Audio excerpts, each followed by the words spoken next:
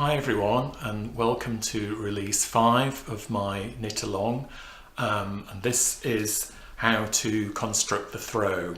As shown here, the throw is 5 squares wide by 7 squares deep, but obviously you can make it as wide or as long as you choose to by just subtracting or adding extra squares.